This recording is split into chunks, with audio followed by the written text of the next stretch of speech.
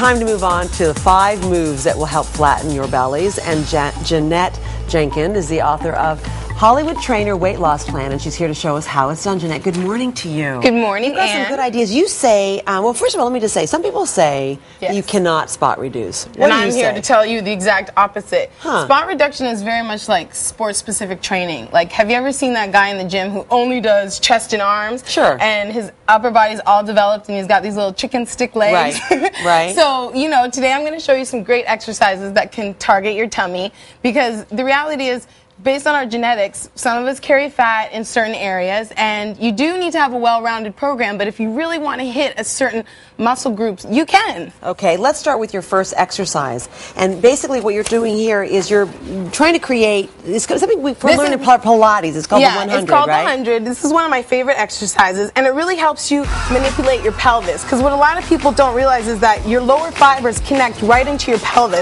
So you want to make sure you know how to manipulate your pelvis. How do you want it? You want it up, We're or you want it down? Keep it in a neutral position, your pelvis, your knees stacked over your hips, your arms extended long. Now on the Pilates 100, you're pumping your arms, and you're inhaling for 5 pumps, and you're exhaling for 5 pumps, and you keep doing it until you get to 100. So what happens here? So this is an isometric contraction in your rectus abdominis, so your 6-pack is contracted, and then your legs are working as a weight against your corset, which is your transverse abdominis, those lower fibers.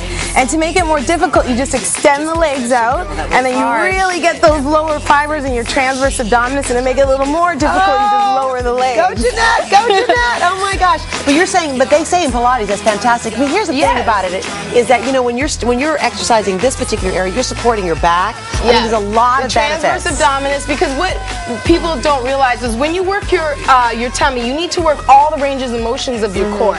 So your abs, your core does flexion, it does extension, it does lateral flexion, and it does rotation. So your abdominal program, your tummy program should work all those ranges So of just motion. doing the crunches is just not going to cut it. You've got the wheel. So now, I've got one of those. How do you use it? Yeah, a lot of people do this improperly, and when they roll out, what they do is they hyperextend their lower back, and you want to make sure that you keep your back flat. So when you roll out, you just roll out as far as you can, keeping a nice long extended spine and a flat back. And what happens when you use the wheels, you're resisting with your entire body weight, and you're working against gravity and your body weight, and you're really hitting those fast twitch muscle fibers. So what part of your belly is that? So again, your rectus abdominis, that 6-pack, exactly. And again, it is. Are you saying if we do this, we're going to get a 6-pack? You keep saying I know, it's the 6-pack. I've given up on that. I saw that commercial where this guy said, you know, if you're not 21 and you want a 6-pack, let me just tell you something.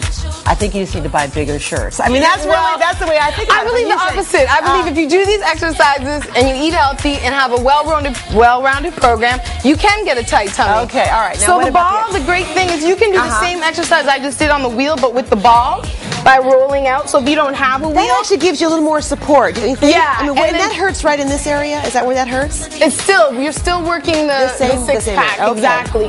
And you can also do it from your feet and roll it back in. So it's a great alternative if you don't have a wheel. How many do you have to do to really make that work? This, again, I said, is fast twitch muscle fibers, so you're doing like 6 to 10 reps. They're lower repetitions, but you're getting those power muscles, and these ones you're going to be sore like the next day and the next day after. Let's talk about the medicine ball, because I love doing like the side to side with that, but I'm not sure they really work.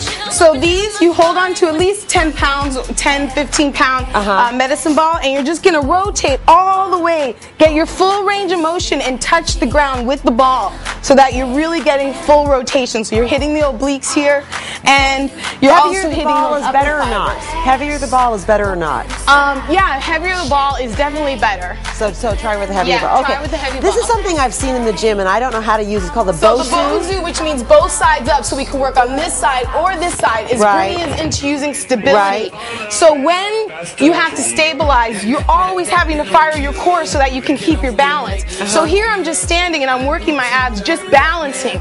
And if I want more of a challenge, I can add a figure-8 motion, but you can see my muscles are just tremoring to try to keep me from falling off. I'm kicking off my shoes. You're saying if I stand on this, just stand on this. The standing, yeah. Oh, you're right. Because just to stand, you've got to make your abs, you're going to fall off. So you're forcing yourself to engage your abs just to stand. So you can actually put one of these things in front of your TV and watch TV and do this, and this is helping. Or you can tie the tubing around your waist. Or you can tie the tubing around your waist? On top of it. So stay there, and then when you're at home, tie this tubing around. Okay. Just to give you a mental reminder to always pull your navel to your spine. Okay. This is good. This is so working. If you want more of these great tips, you can get them on iVillage.com also. Jeanette, thank you so much. And we're not done. Come back, because this has been a good idea.